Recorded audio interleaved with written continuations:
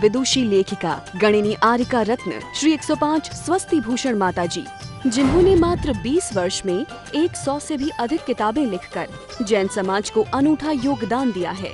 बड़े बड़े विधान जैसे कल्पद्रुम महामंडल विधान, सिद्ध चक्र महामंडल विधान, इंद्रध्वज महामंडल विधान एवं विशेष जिनपद, पूजांजलि आदि महत्वपूर्ण साहित्य बहुत ही सरल व सुबोध शैली में लिखे हैं, जिसमें गद्य एवं पद्य साहित्य भी समाहित है। इन महान साहित्यों को पढ़कर आप भी अपने ज्ञान का विकास कर सकते हैं। साहित्य प्राप्त करने हेतु आज ही संपर्क करें। संपर्क सूत्र 9212515167 97848533787। संसार में सब कुछ रिपीट चल रहा है। सर्दी आ गई, अरे बोलिए ना, आ गई। गर्मी चली गई, चली गई। गर्मी के कपड़े अंदर रख गए, रख गए। सर्दी के निकल गए, निकल गए। रजाई, बनियान है, स्वेटर और नए नए नाम वाले ना जाने कितने कपड़े आ गए होंगे, है ना। अच्छा, भोजन में परिवर्तन हुआ, कुछ हुआ। नई नई डिश में परिवर्तन हुआ। खाने में लड्डू आ गए, गर्मी में चले गए थे, बहुत बढ़िया। लड्डू, तिल की पट्टी, मक्के की रोटी, और राजस्थान हो तो मक्के का क्या क्या बनता, घाट, और पता नहीं क्या क्या बनाते हैं लोग, ढोकला, मक्की के ढोकला, सरसों का तेल, नहीं तिल्ली का तेल। हाँ, राजस्थान में अपने अपने प्रदेश का अपने अपने हिसाब से मौसम के अनुसार बदल जाता है, ठीक है ना। सर्दी आ गई तो सर्दी के हिसाब से, फिर गर्मी आएगी, फिर गर्मी के हिसाब से, फिर बरसात आएगी तो बरसात के हिसाब से। आपने कितनी सर्दी गर्मी बरसात देख ली? 40, 50, 30, 40, 57। बहुत बढ़िया, यहाँ सबसे ज्यादा 57 वाले बैठे हैं, है ना। 57 देख ली। हर साल वही सर्दी आई, बहुत ठंड हो रही इस बार तो, है। अखबार वाला ठंड हो रही है, टीवी वाले ठंड हो रही है, मौसम विभाग टेम्परेचर ये होने वाला है, बच के रहिए, धुंध होने वाली है, ये होने वाला है। सारी दुनिया में एक ही चर्चा हो जाएगी, क्या? ठंड ठंड ठंड। सो के उठोगे, रजाई नहीं छोड़ी जा रही, आज तो ठंड बहुत लग रही है, हैं?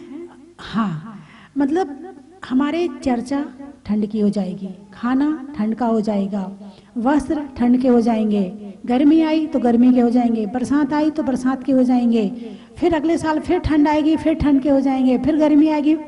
बस रिपीट चल रहा है। मौसम परिवर्तन, चर्चा रिपीट, खाना रिपीट, वस्त्र रिपीट, विचार रिपीट।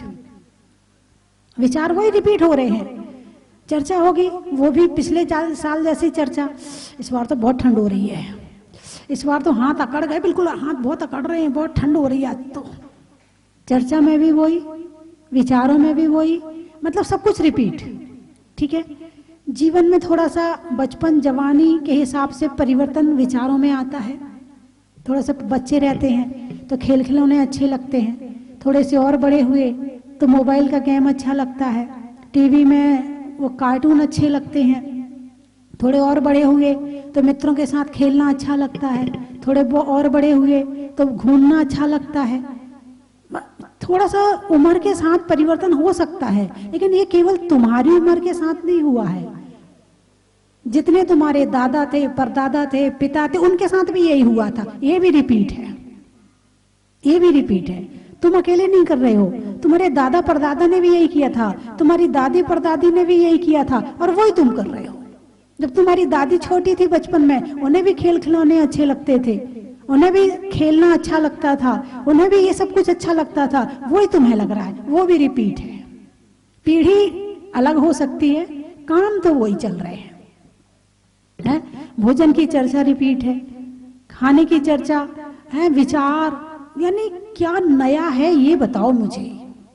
दुकान वाला होगा तो सुबह उठेगा, यानी सुबह से शाम तक की चर्या भी रिपीट है। सो के उठे, नहाए धोए, मंदिर गए, मंदिर से आए, फिर नाश्ता किया या खाना खाया, दुकान चले गए।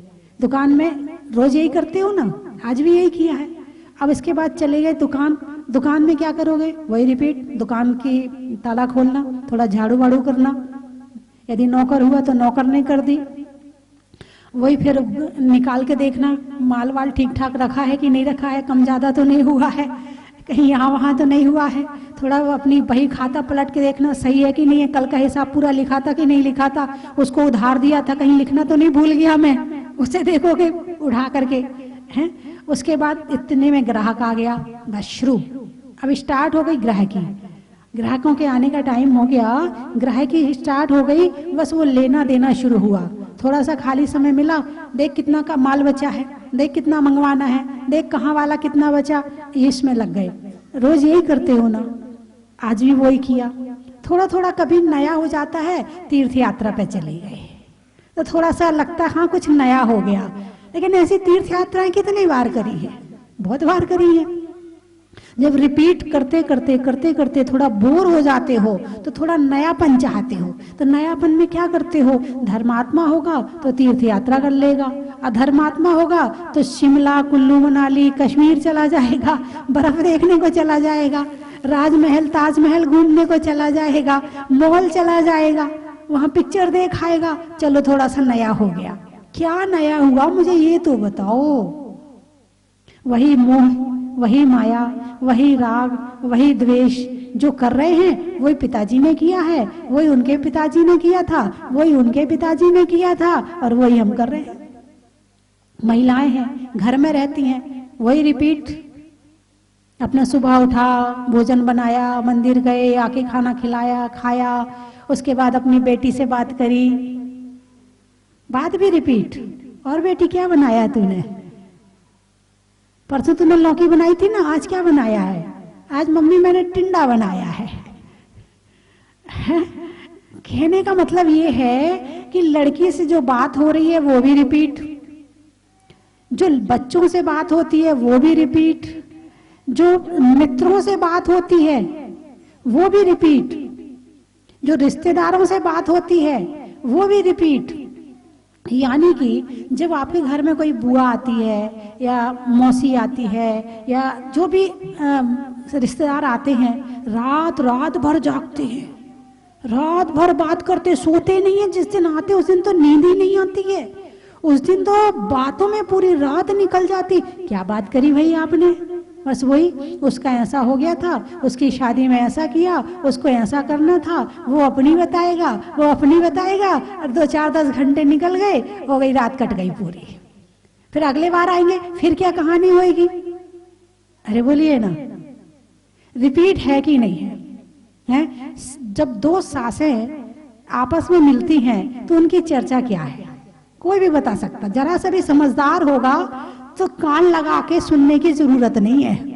दो सासुएं बैठी हैं तो क्या बात करेंगी, कोई भी बता सकता, पुरानी बात रिपीट, जो उनकी सास ने करी थी वही ये कर रही है, उसमें भी कहीं नयापन नहीं है।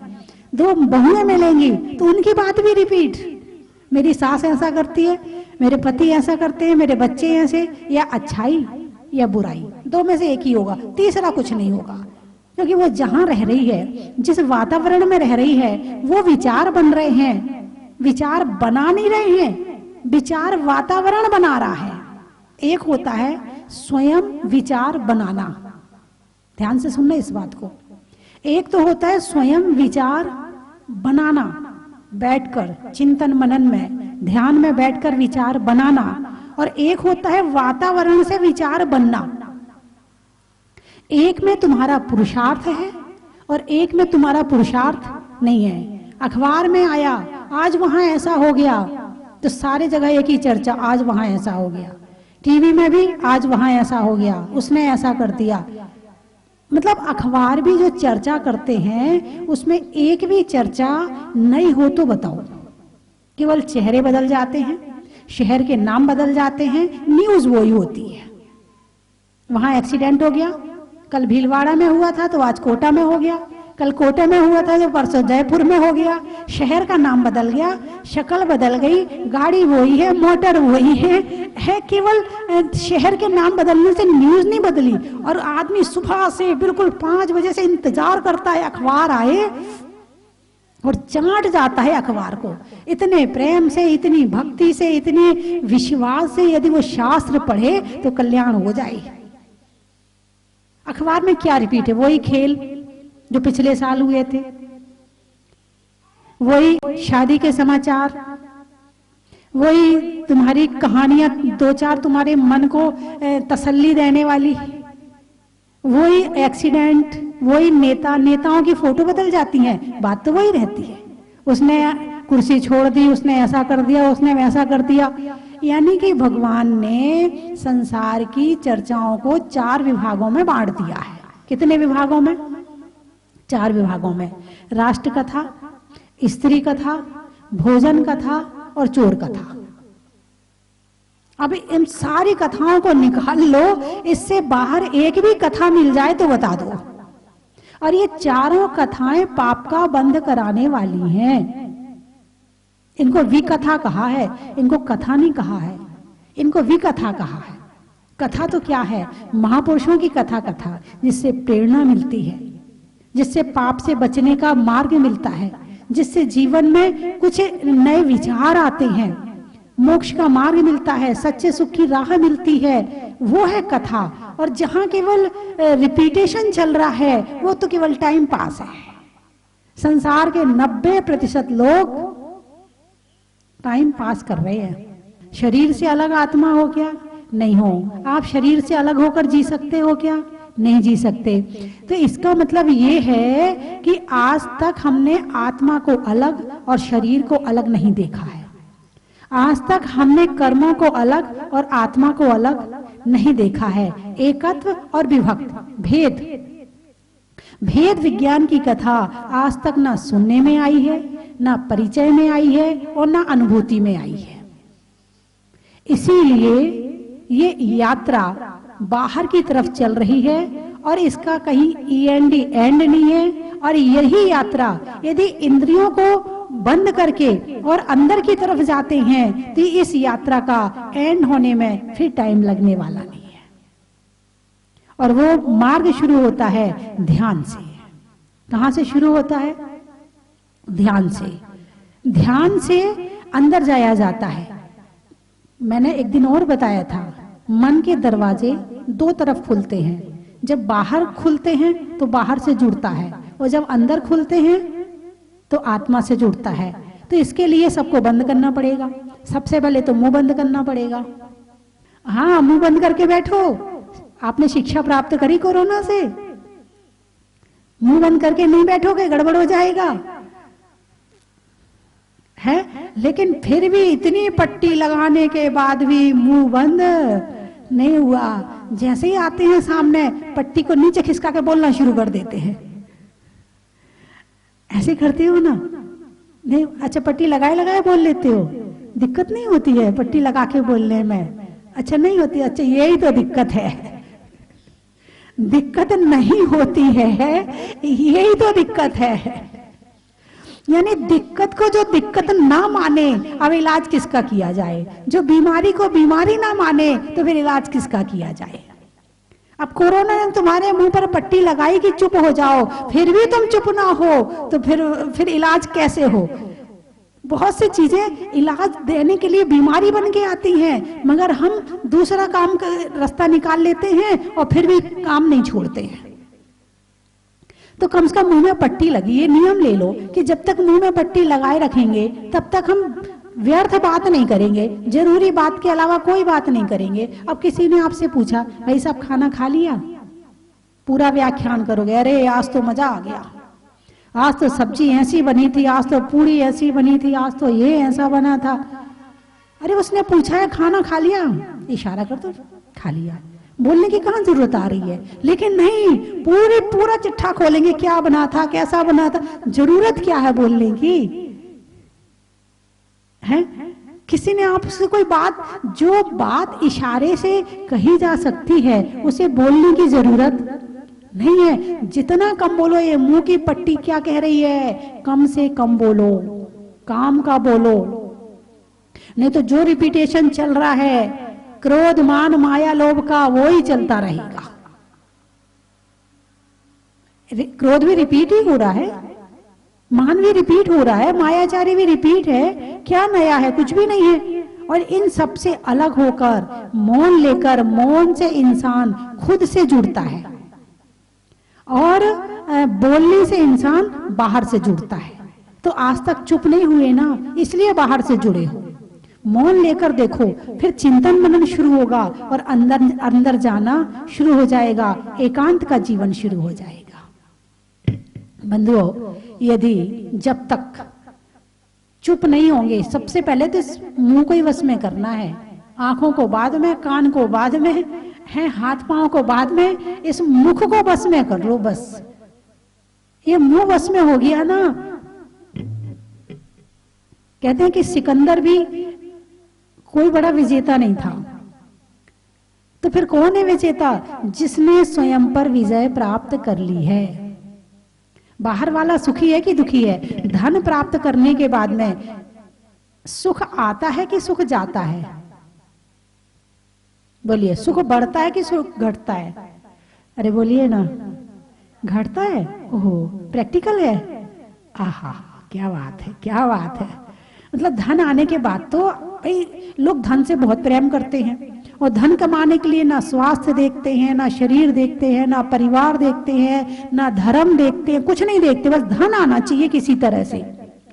मतलब धन बहुत अच्छी चीज है आपकी दृष्टि में। यदि धन बहुत अच्छी चीज है तो धन पाने के बाद इंसान भगवान बन जाना चाहिए, नहीं बनता है। उसके पास दुख वगैरह रहते हैं? अच्छा, तो फिर धन किस काम का रहा? जिस धन ने दुख खत्म नहीं किया तो धन किस काम का है भाई? धन का मतलब तो एक शक्ति है, और वो शक्ति मिलने के बाद दुख खत्म हो जाना चाहिए था। और मृत्यु सबसे बड़ा दुख है, तो मृत्यु के समय तो धन काम आना चाहिए था। बोलिए ना, धन कहाँ काम आना चाहिए? धन क्यों इकट्ठा करते हैं? विपत्ति के समय काम आएगा। अब विपत्ति तो सबसे बड़ी मृत्यु है, कि मृत्यु के समय धन काम आता है। कोरोना से कितने चले गए, धन रखा का रखा रह गया, काम आया? नहीं आया। क्या काम आएगा? धन नहीं, धर्म काम आएगा। क्या काम आएगा? धर्म काम आएगा।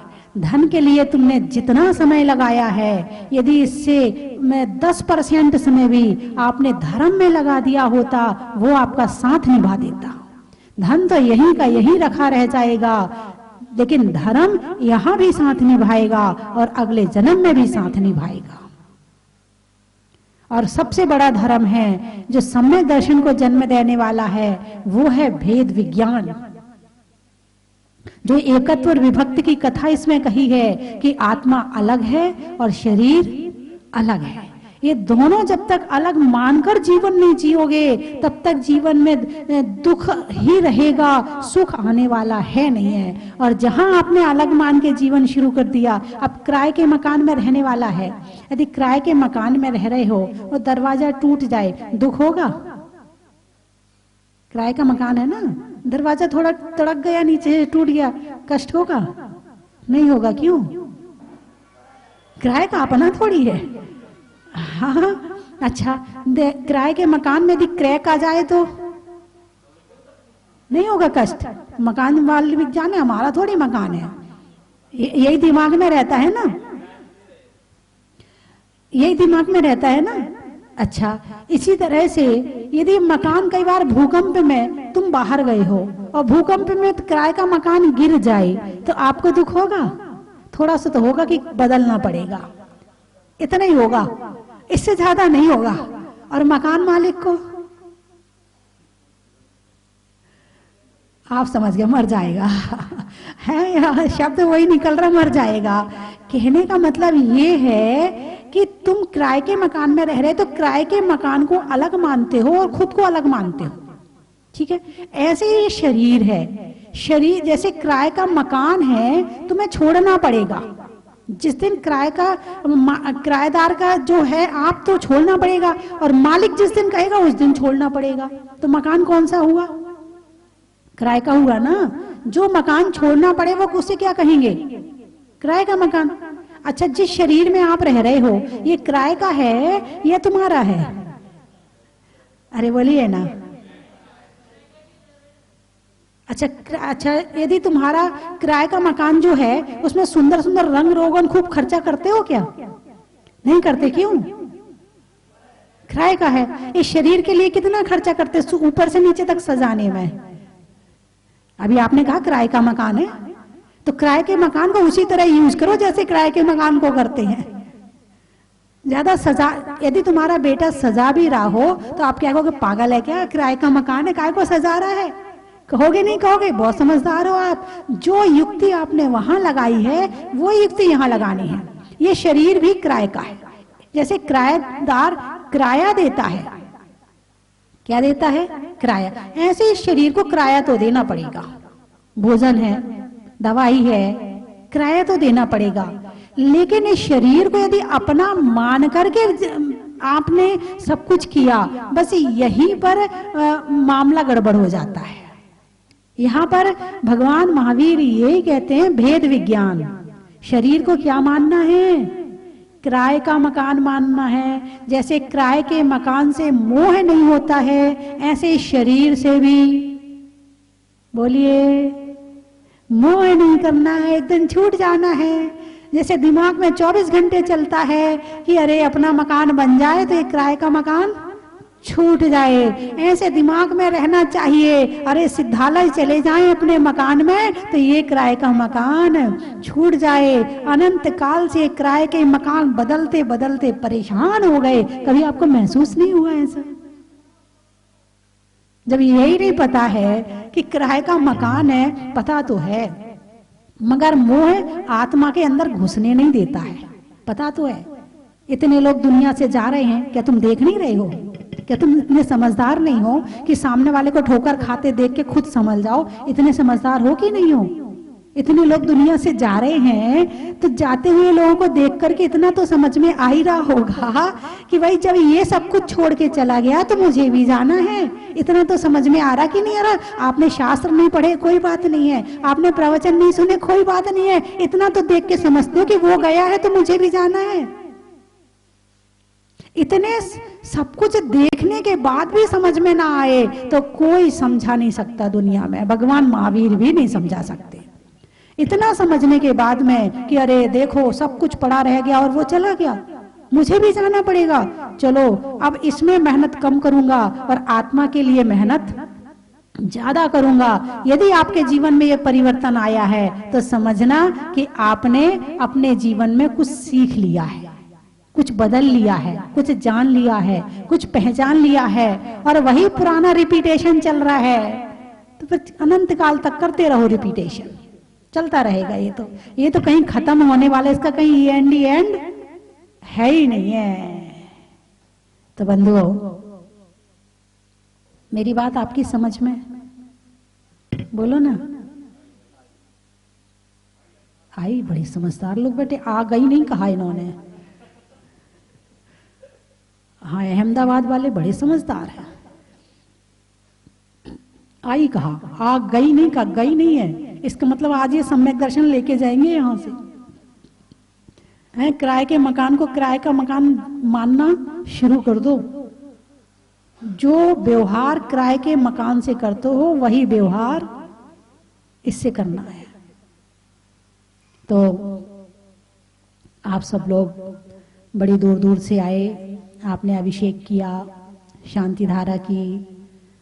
बहुत दिनों से मन में आपके विचार चल रहे होंगे, जाना है जहाजपुर जाना है। बहुत दिनों से सोच रहे होंगे, कोरोना के कारण नहीं आ पाए होंगे। इंतजार तो बहुत दिन से चल रहा होगा कि भगवान कब बुलाओगे। टीवी में देखकर कहते होगे भगवान जी कब बुलाओगे, है ना? हाँ, और आज वो दिन आ गया कि आपने प्रभु के दर्शन किए, अभिषेक किया, शांति धारा की। और अब तो यहाँ पर शुरू कर दी। कल भी एक भाई आए थे, बहुत सारे लोग आ ही रहे हैं कि वो कह रहे थे, बोले माता जी आपने बहुत अच्छा किया, हम लोग तो 6-8 महीने से अभिषेक करने के लिए तरस गए हैं, और आपने यहाँ खोल दिया है तो आपने बहुत अच्छा किया खोल करके कि आपने कम से कम हमें, हमारी जो तड़फन थी उस पे एक बूंद पानी तो आपने डाल ही दिया। तो यहाँ आत्मा में एक का, मनुष्य में नेक का, और करने में भगवान के अभिषेक का, लगाने में नारा का, आकाश में तारा का, और करने में भगवान की शांति धारा का, गुरुओं के आशीर्वाद का, नहीं होने में विवाद का, और आने वालों में अहमदाबाद का, बजाने में सिटी का, ट्रेन में टीटी का, और आने वालों में मेड़ता सिटी का। और कहाँ से आए? सागर, शाहपुर। अच्छा, गाने में सुर का, देवों में असुर का, और आने वालों में शाहपुर का। और अच्छा, इतने सारे लोग केवल 2 ही शहर के हैं, मतलब इकट्ठे होके आए हैं सारे?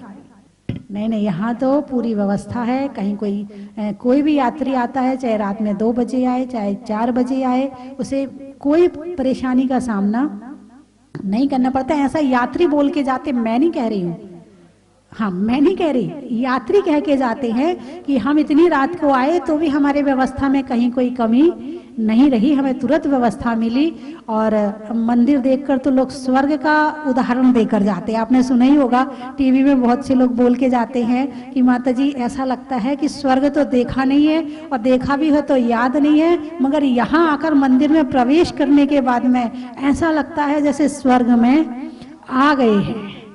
तो बंधुओं, निश्चित अतिशयकारी भगवान का अतिशयकारी मंदिर है, अतिशयकारी जहाज है जो संसार सागर से पार करने वाला है। चलने में पात का, मित्रों में साथ का, तीर्थंकरों में मुनि सुब्रत नाथ का। इस भौतिक जगह चांद को देखते हुए, उस विज्ञान की उस बढ़ोतरी को देखते हुए, जहाँ आज का व्यक्ति अपने 2 पैरों से चलने के लिए मजबूर हो जाता है, उसे हर समय उन वाहनों की आवश्यकता हुआ करती है। चाहे उसे 2 कदम पर चलना हो, चाहे उसे 1000 कदमों के लिए चलना हो, हर समय उसके पास वह सवारी चाहिए, चाहे वह मोटरसाइकिल हो, चाहे वह कार हो, या अन्य कोई साधन हो। बिना साधनों के आज का व्यक्ति चलने के लिए तैयार नहीं होता। अब कार में भी बहुत सारे नाम, कोई मारुति है और कोई अन्य प्रकार की बहुत सी कारें हुआ करती हैं। हर व्यक्ति इस कार का सहारा लेकर चलता है, परंतु यदि हम उसे धर्म के मार्ग पर कहीं चलने के लिए कहें तो कभी नमोकार का सहारा लेने के लिए क्या है कहना, माता जी नमोकार तो हमारी वह वसीयत में मिला हुआ है, क्योंकि हमने जैन कुल में जन्म लिया है, और जैन का सबसे बड़ा मंत्र यदि कोई है तो कौन सा? नमोकार, जिसे हम नहीं, हमारे छोटे से बच्चे से लेकर बूढ़े तक उस नमोकार मंत्र को हर समय पढ़ते ही रहते हैं। उस नमोकार मंत्र को हमारे बच्चे ही नहीं, हमारे घर में रहने वाले चूहा और बिल्ली भी उसको पढ़ने के लिए, उनको भी शायद वह याद होगा, परंतु आज की वह नई जनरेशन में उस नमोकार मंत्र को याद करने के लिए भी हमें कुछ पुरुषार्थ करना पड़ता है। उस नमोकार मंत्र को हमें जन जन तक पहुंचाने के लिए कुछ अनुष्ठान करने पड़ते हैं। जैसे कि माता जी भी आप लोगों को उस नमोकार मंत्र पर आपको श्रद्धा है या नहीं। वैसे तो कहा गया है कि नमोकार मंत्र चाहे हम कैसा भी कार्य करें, हर समय नमोकार मंत्र पढ़कर यदि हम कार्य करेंगे तो वह कार्य कभी असफल नहीं होगा। परंतु आप लोगों को उस नमोकार मंत्र पर श्रद्धा है या नहीं, आप लोगों के पास वह नमोकार मंत्र आपके हृदय में है या नहीं, इसीलिए माता जी को आपके लिए एक प्रेरणा देनी पड़ी कि नमोकार मंत्र की जाप का एक अनुष्ठान आप लोगों के बीच में रखना पड़ा, जिससे कि आपको उस नमोकार मंत्र के प्रति जागृति हो। वह नमोकार मंत्र कोई छोटा सा मंत्र नहीं है, महान मंत्र है। जिस नमोकार मंत्र से 84 लाख मंत्रों की उत्पत्ति हुई है, ऐसा वह नमोकार मंत्र यदि हम और आपके बीच में हमेशा बना रहेगा तो हमें कहीं दूसरे मंत्रों की कोई आवश्यकता नहीं होगी। परंतु जैसा कि मैंने कल भी कहा था कि लेकिन किंतु परंतु की दीवारें हमारे सामने आकर खड़ी हो जाती हैं। हमारा श्रद्धान वह मजबूत श्रद्धान नहीं है। हम नमोकार मंत्र के गुण तो गा लेंगे, परंतु वास्तव में नमोकार मंत्र पर हमारी श्रद्धा है या नहीं? माता जी उतनी ही है, हम नमोकार मंत्र को सुबह उठकर पढ़ लेते हैं बस।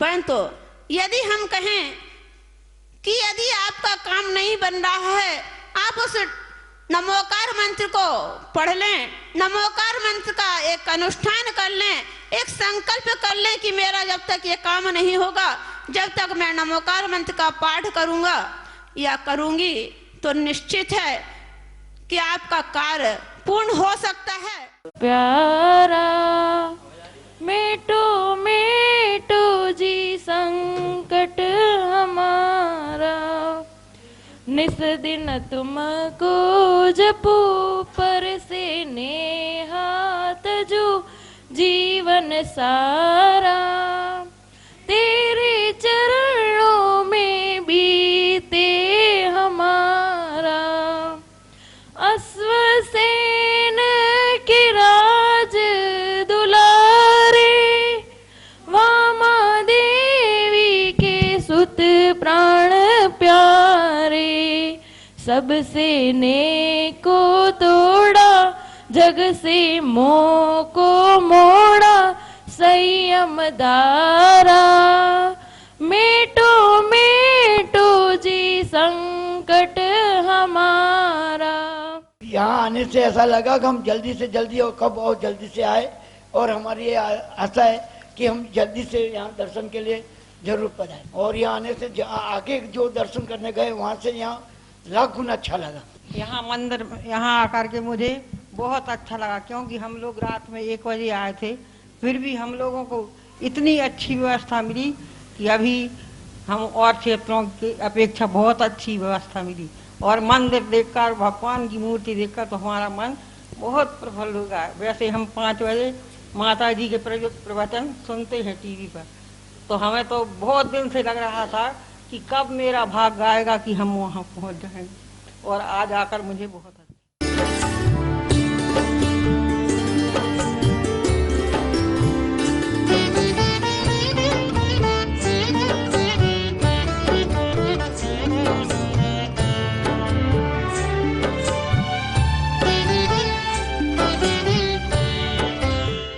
जय जिनेंद्र बंधुओं,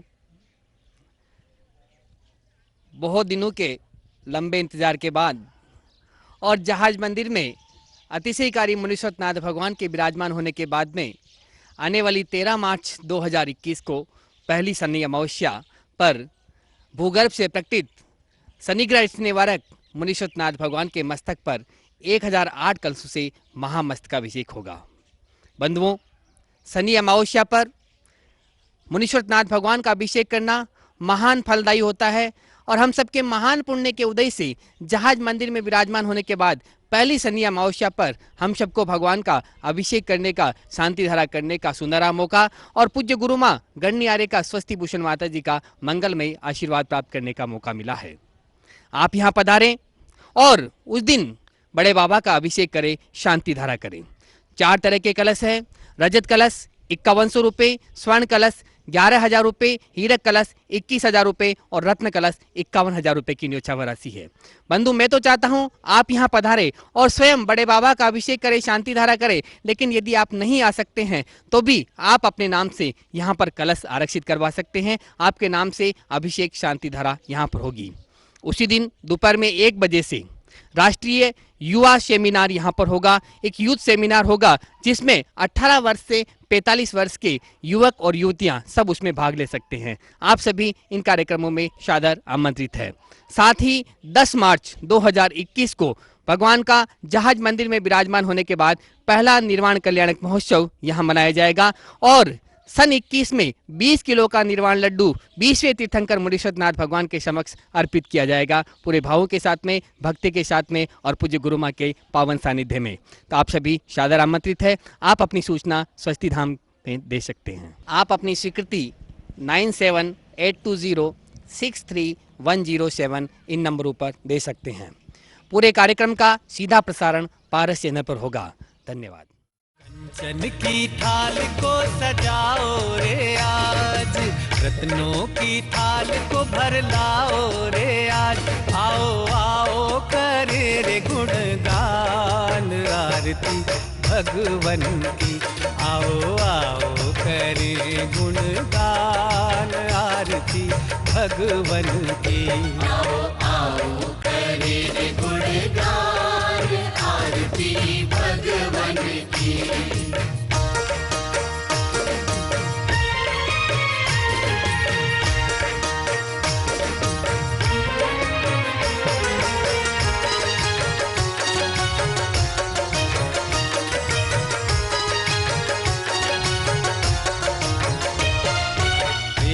सुमित्र के राज दुलारे, माँ पद्मा जी के नैनों के तारे। पिता सुमित्र के राज। परम विदुषी लेखिका गणिनी आरिका रत्न श्री 105 स्वस्ति भूषण माता जी, जिन्होंने मात्र 20 वर्ष में 100 से भी अधिक किताबें लिखकर जैन समाज को अनूठा योगदान दिया है। बड़े बड़े विधान जैसे कल्पद्रुम महामंडल विधान, सिद्ध चक्र महामंडल विधान, इंद्रध्वज महामंडल विधान एवं विशेष जिनपद, पूजांजलि आदि महत्वपूर्ण साहित्य बहुत ही सरल व सुबोध शैली में लिखे हैं, जिसमें गद्य एवं पद्य साहित्य भी समाहित है। इन महान साहित्यों को पढ़कर आप भी अपने ज्ञान का विकास कर सकते हैं। साहित्य प्राप्त करने हेतु आज ही संपर्क करें। संपर्क सूत्र 9212515167 978485387